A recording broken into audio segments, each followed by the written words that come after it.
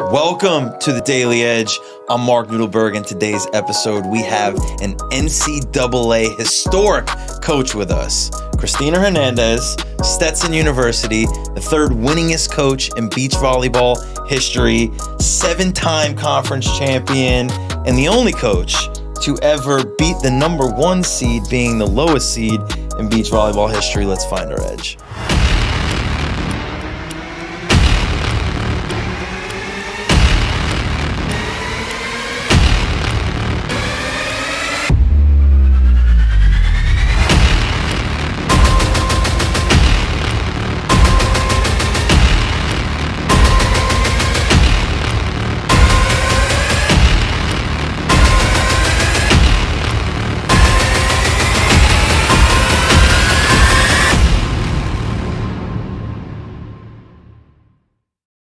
Let's find our edge. That starts with our affirmation.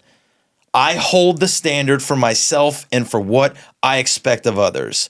I know that success is a byproduct of my consistent behavior, and only I can be responsible for what I do and what I tolerate. Kristina, welcome to the show. Thank you for having me. Super excited to be here. Oh, it's been some work for us to get this on the calendar. But we made it. Both of our responsibilities. Yes. So we got introduced in a really cool way. Somebody that we worked with is a Stetson grad and was like, I heard Kristina on a podcast. I think you'd love her. I heard you. I reached out to you and was like, hey, we got to have a conversation. And then our virtual coffee, which is what we teach people to do, went forever. And I was like, we got to do this on camera. So tell us, you have been 3 different programs. You were the youngest, one of the youngest NCAA head coaches ever in the game. I can relate to that, by the way, not to the head coach part, but to being the youngest coach. And you've been successful everywhere you've been. You've taken over failing programs. You've created championship culture. So let's talk about that. Right. How do you as a leader consistently develop winners?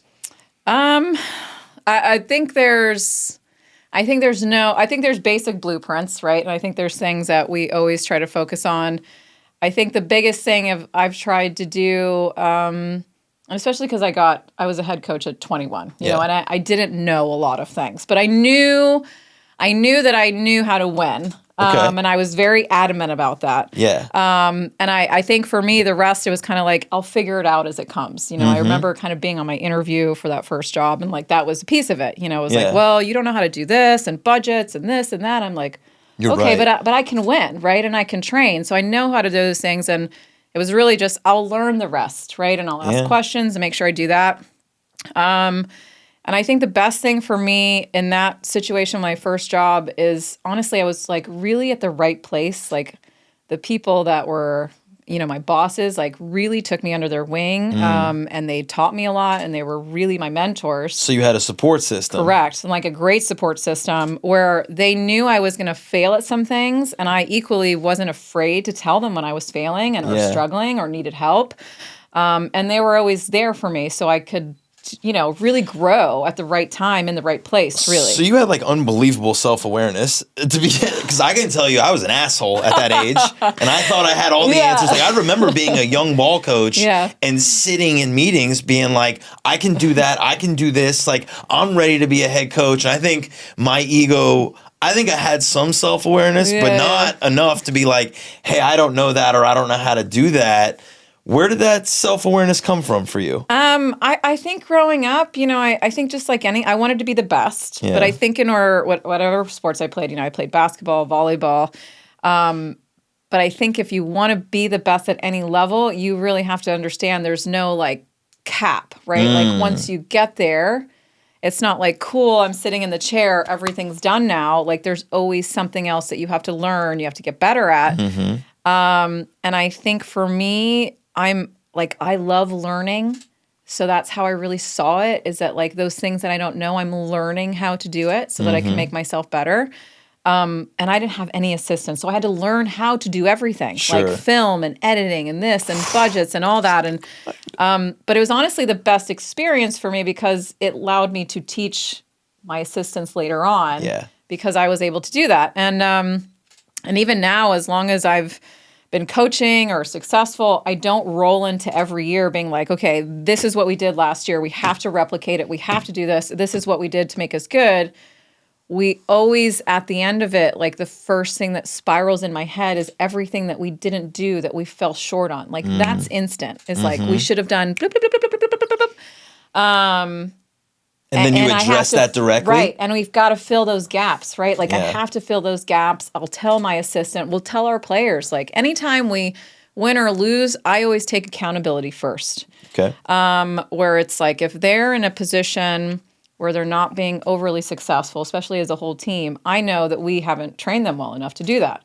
So we'll take responsibility there first. So we need to do a better job of making them prepared for that. And you say that to the team? We say that to the team. Hey, we're not doing well enough right now. Right. And partially is that we haven't prepared 100%. You well enough to do Correct. that. And we've got to be vulnerable. And I don't even see it as vulnerability. It's just honesty, transparency, right? It's like, hey, I see this, situation we've been put in. We obviously haven't prepared for it well enough. That's on me. We'll make sure we take care of it. We've got a plan for it coming up for the week. But we also expect them to also take accountability for their piece. And I know what that sounds like in a meeting room, right? Like I've been in front of the team saying, hey, look, we didn't practice this technique enough. I need to prepare us better. We didn't practice this situation enough. I can prepare us better for that. But also, this isn't good enough. Correct. Right? Mm-hmm. Like, even if we're not prepared enough right here, right? We can be better than this, or we need to be better than this. So it's that I take responsibility, but I also pass responsibility or create ownership for them at the same time. Correct. What does that sound like for you? How do you do that? Like, give me exact examples. Show me, like, you know what? We were bad on the side out here, and I'm just like, I don't really know the language, so I'm totally just bullshitting. But like, so there was a fall tournament. We had our first tournament. We had a bunch of freshmen, 8 or 9 of them. First tournament. It was a bid tournament for us. There were still important things that were happening and playing really good opponents, rivalries, etc. We did some things well, and then there were things that we just fell short of that were massively disappointing. Yeah. And we didn't like how the team responded. It really wasn't like how I wanted our DNA to be, really our culture. And so that was first, it was like we went into the locker room, and that's the thing. We ended on some good notes, and it's like we want to see that, but we also just can't pat ourselves on the back and ignore the thing we're trying to push under the carpet, right? Because that stuff's going to make us better. There's a viral video of Nick Saban at LSU where they ask him about the win, right? And he's like, y'all want to be excited about the win? Be excited about the win. It's great. He's like, but if you want to talk about the process, he's like, we weren't good at the process. Right. And if we don't get good at the process, we can't go to the places we want to go. All great leaders see that and understand that. Mm-hmm. And so that's what you're saying there is like, ooh, I know everybody feels good about this win, and that's great. And like we had some success, and that's awesome. But we can't allow that success to hide the things that will get us beat. So in the locker room, what does that sound like? Yeah, it's we're always talking about their daily behaviors, their habits, because if we're doing those, we won't have so many dips with our performance, right? Consistency of the habits, make you prepared. So, and I want to dominate. Like, I want to dominate the stat line. So we know what the margins are, what we have to be better at. And it's like, hey, if we lost because we gave errors, like, that's on us. Like, that's us managing our side. That has nothing to do with what they're doing. Right.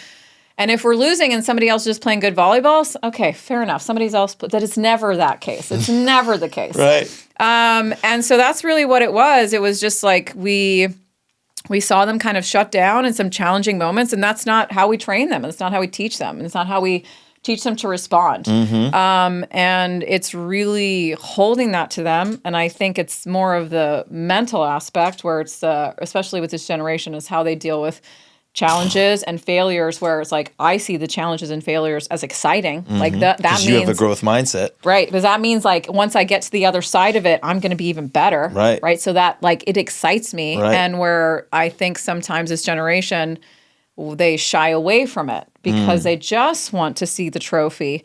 where it's like, hey, cool, we won, but it wasn't in the right way. That Instagram culture. I want the immediate gratification of the likes and the comments, and I only want to put something out there if I know that it's going to get that. And if it doesn't get that, I better take it down. And I don't want people to see that. Like, it's unbelievable what social media has done in terms of the lack of willingness to fail. Correct. To struggle. Where I want to fail all the time because I know that it's just going to show me the things I need to see that are going to make me better. And I don't want to avoid it. And I never see it that way. It's always like, ooh, there it is. I need to be there. So you hit on a couple things earlier that I think every business leader should understand. You hit on a blueprint for success and winning, and then you hit on culture. Yeah. Right? What's the foundation of your culture that you have to instill in them in order for them to be a successful program? So like I said, the daily habits, behaviors, but that's like... Which are what? What are those daily? So it's massively intentional. Okay. And it's a lot of high discipline, you know, like we have, and it seems simple, and that's part of it. It should be simple. It is simple, but it's really hard for people to do it on a day-to-day basis. Consistency's hard. Right. And so I always tell them, I'm like, there's no magical fairy dust. Okay. Like it's just... Can you come in here every single day and be the same person and try to make yourself better? Because that's where most people fail. They can't do that. And it's not magic. It's not magic. It's just trying not to be average. Woo! No, that was a mic drop right there. Like it's just trying not to be average. Right, and I don't want to be average. Right, I don't want to be average. But I might fail today. Even if I have that mentality, it still means I might fail. But I know I'm still working towards trying to do something. Because I'm working. Because I'm working. And if I'm working, there is growth coming. Correct. Might not be on my timeline, but it's coming. And it's just the patience of that.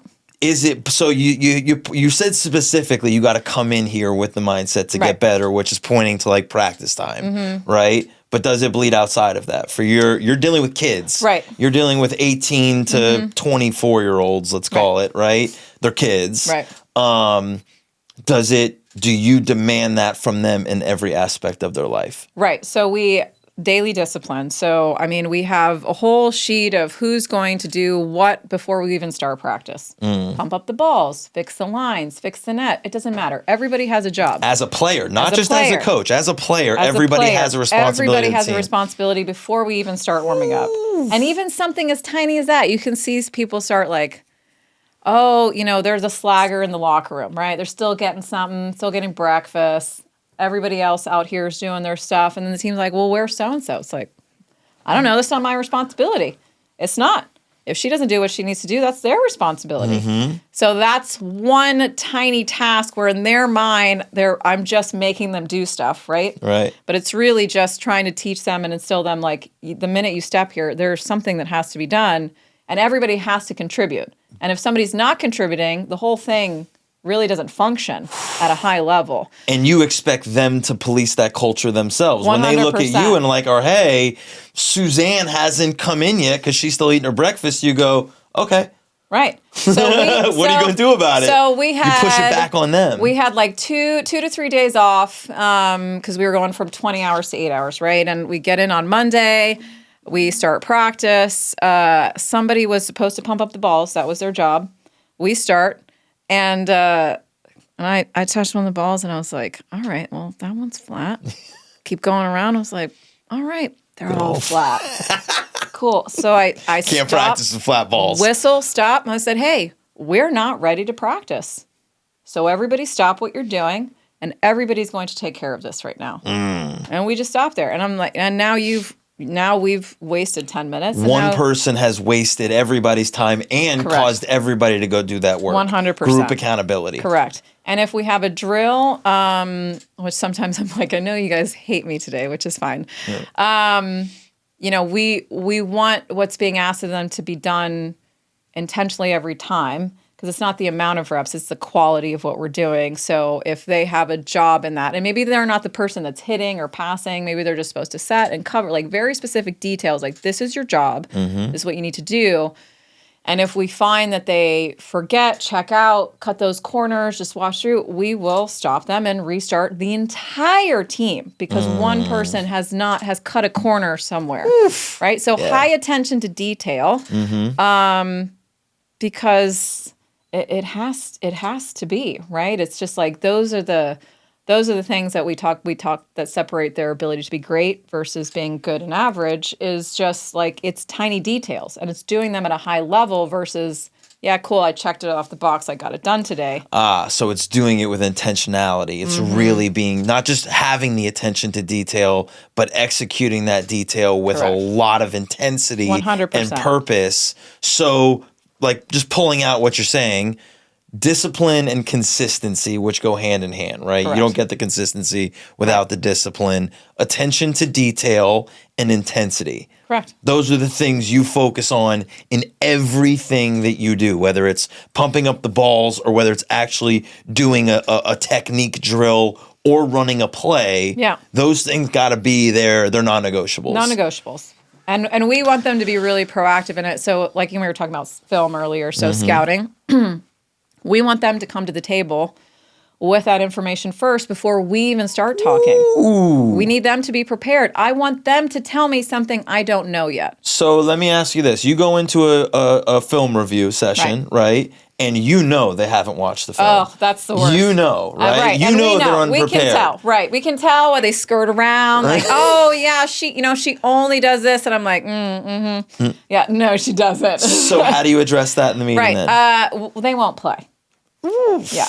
Consequence immediately. Yeah. And sometimes we don't find out about it, but maybe it's one or two times, but then we eventually figure. And we always tell the team and that's why it's like for me, it's always better to just come forward. Like it's better to just own up to it, right? And then we can fix it. Yeah. And then we can fix it. And then we can make it better. But I think when you deny those things, that you're like you're telling yourself because that's the first part of it, right? If they're not telling themselves, hey, I dropped the ball on this. You got no chance. Right. You can't fix them. It doesn't matter what I think or what I am barking on them at. They don't hear it. Right. And they don't hear it. They don't see it. They can't help them. And they don't understand the impact of their own action, right? So we're trying to get them to understand that impact of the action where it's like, if you just they're their choices. They're not mine. Yeah. I can steer the ship and lead them, but if they're doing whatever they want in the back, they're not going to be in the front anyways. So how? Because you're dealing with kids. Yeah. I know how hard this is. We can't, people in business can't find adults that want to buy into attention to detail, consistency, discipline, intensity.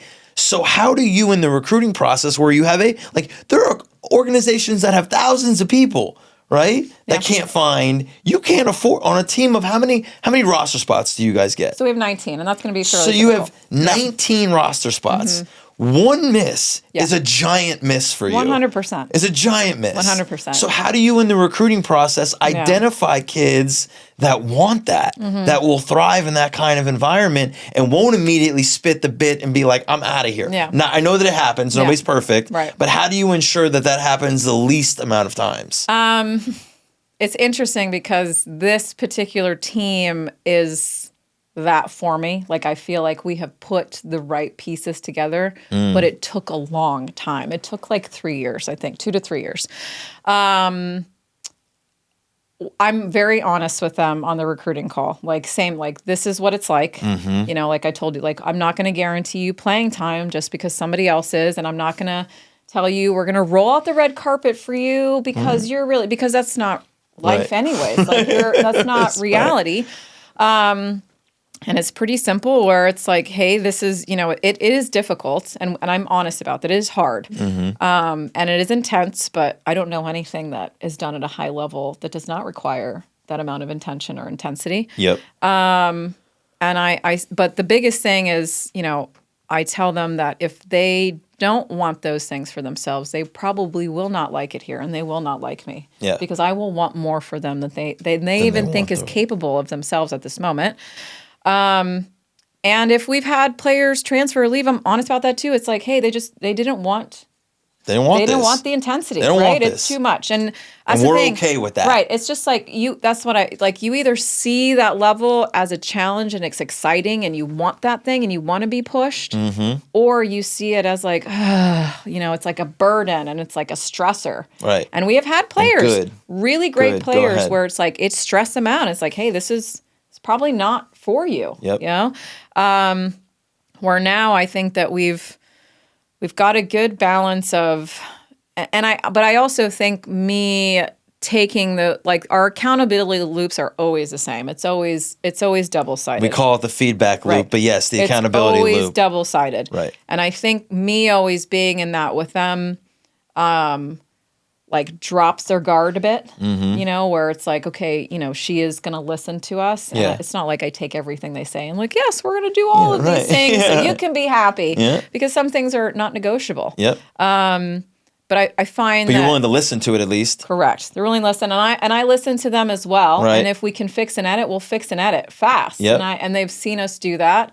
So that trust has to be built. But I think in order for you to build that trust, you've got to not downgrade who you are as a leader and like sugarcoat it. I think you just have to be honest with them, but also show them that if they have challenges and they want to bring something to the table, you're going to listen and really work to make it better for them. You said it, like, take ownership. Like, and I think people overcomplicate this. I really do, right? Like they go, oh, take ownership. So like I need to be like in it with them. And I'm like, no, just say like, you know what? I probably failed you too. Right. But it doesn't excuse you from the fact that you have to perform. No.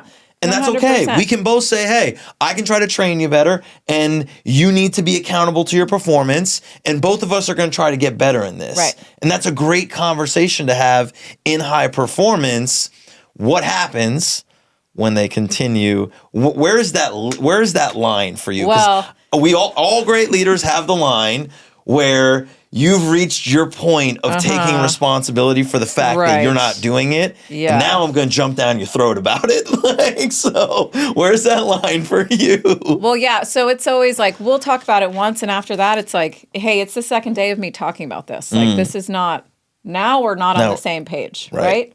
I've come in here. We've made plans. We've made changes. So yeah, when are you going to step up and do it? Because what we're doing is not allowed. And I'll just stop them. I've got a whistle. I'm not afraid to use it.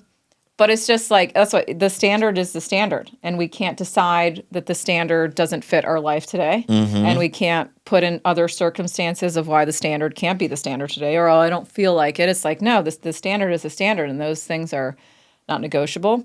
I honestly can tell a lot when we talk to players on the phone, and sometimes we do miss. Yeah. But we can honestly tell almost in the first week of practice, because for me, like, behavior that is there is usually it's behavior. Yeah. And there's some things that I know that I can fix and take and change help mold, and evolve the player. And there's some things where I'm like, what's one of those things that you're like, no, that's a red flag. So on a recruiting call, if we're going through this, talk about what it's like here, we're usually getting fired up just having that conversation. Sure. And you can tell those players because they get wrapped up in it too. They're like, I love it, and they just want to talk about like training, this and that. And then you have the ones, and it's different philosophy, different cares, different priorities. Sure. But you have that conversation, and the first thing switches to, so what do they do for fun? And it's like, okay, well, we're probably we're not the fit. We're not on the same wavelength. Zero right now. Fun, sir. Zero right? fun. And it's not like they don't have fun.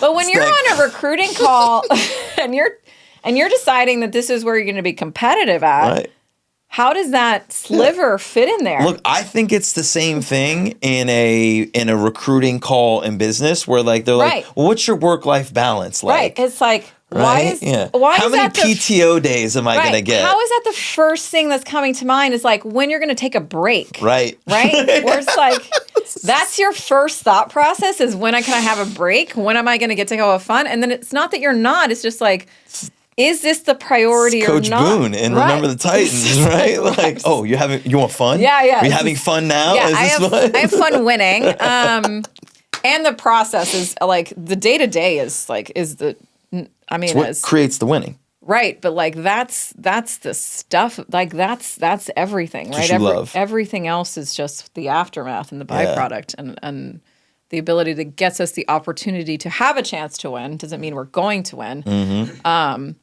But yeah, and so I think I've gotten better at like when I feel it in my gut that this behavior or this personality doesn't vibe, I stick to it because usually my gut's right. It just feels off. It feels wrong. All right, so let me put you in a scenario for a minute. Like, you recruited them, you signed them. Happens. They're there.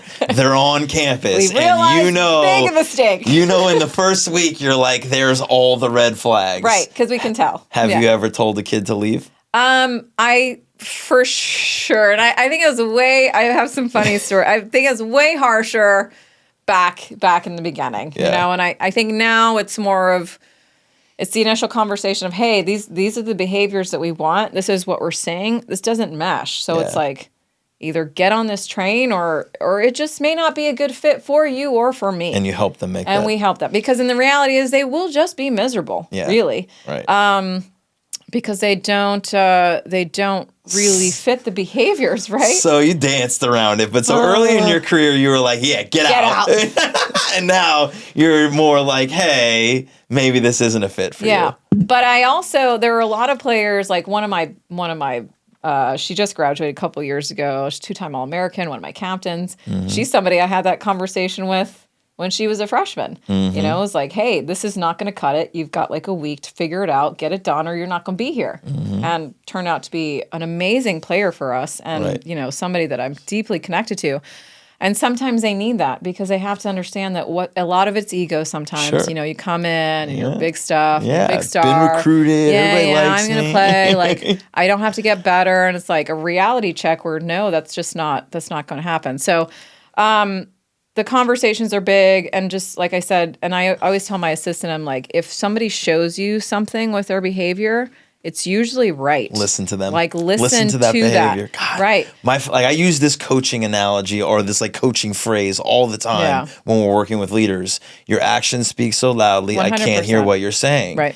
Your behavior tells me who you are. And as leaders, we want to create a narrative about who that person is and how they can change and all the things that can happen. But just keep watching. Whatever they're doing is who they are. Who they're and trust showing. That. Right. What they're showing you is what they're showing you. That is it. And it's hard. I'm like, It's hard. It's hard, but we can sense it. And I have to go with that instead of trying to make somebody into what I think. So, but I also think our ability to be good is being able to make those decisions that it's like, it's not right for the group. Yeah. This is right for the team. And I think a lot with coaches and even anybody, we struggle in this new environment where we feel like we have to really kind of shield people from that. Manage people's feelings. Where it's like, no, they're not going to be happy here anyways.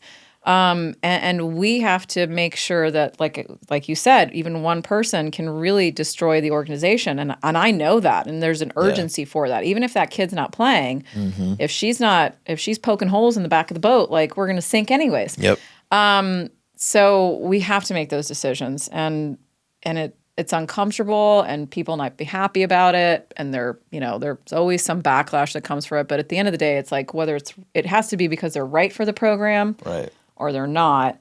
And I don't struggle to make those decisions because I know it's the right thing for the program. Put the team first. Yeah, and I think I always tell them the same, like from a leadership standpoint, I will never struggle to hold them accountable, hold the culture, hold the standard.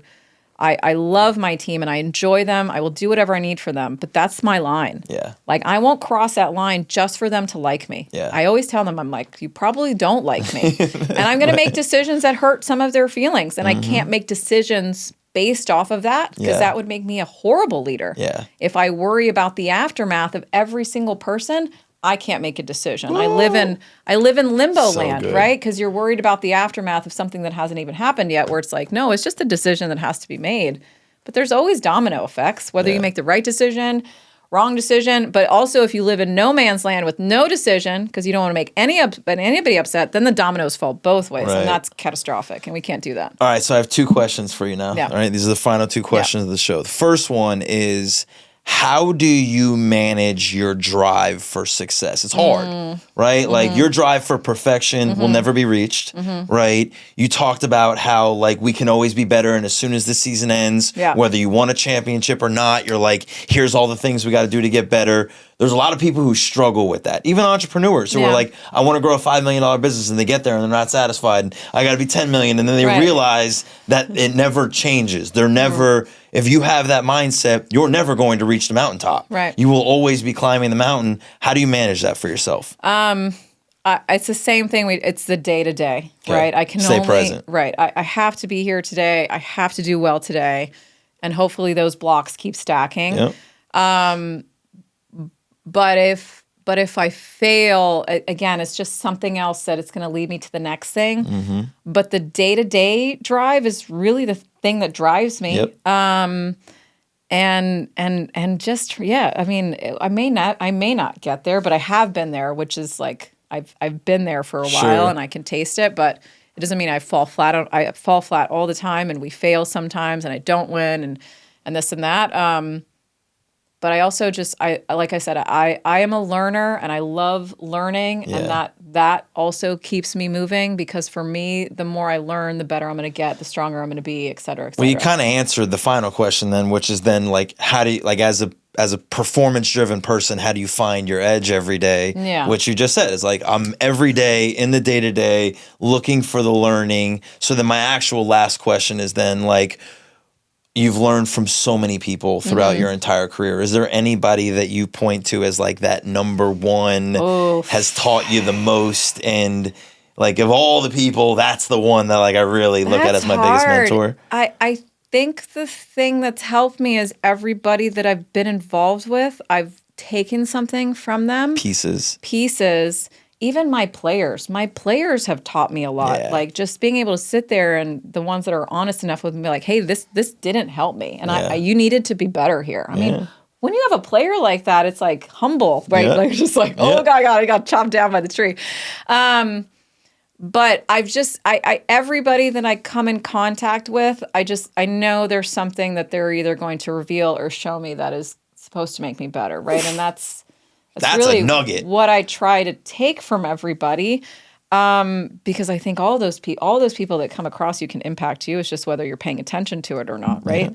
And some things you take, some things you don't. But I think that I've just kept growing because I try to take that in from everybody, even people that are not in my sports realm. Yeah. But a lot You're just always looking for that content or those things you can learn from other people. And then, I think the last piece is that regardless, and that's just the drive piece, regardless of how successful we've been, are, or whatever we achieve that year, I know that when the new year starts, like we'll have to put in even more work to continue to do that and to get to somewhere else. Like that's why I said we never just revolve and be like, okay, here we go. We're going to start over right from start one. It's like, no, we've got to build the whole thing. Whether I have one new player returning, all of them returning, it doesn't matter. We're just always ground zero because you are, right? That's the way it has to be. That's the way it has to be. Well, thank you. Thank you. Thank you for joining the show. Thank you for following along with us. And let us know in the comments who you're learning from and what those nuggets are. So to take us out, I want you to look directly into that camera and say, let's find our edge. Let's find our edge. Let's go.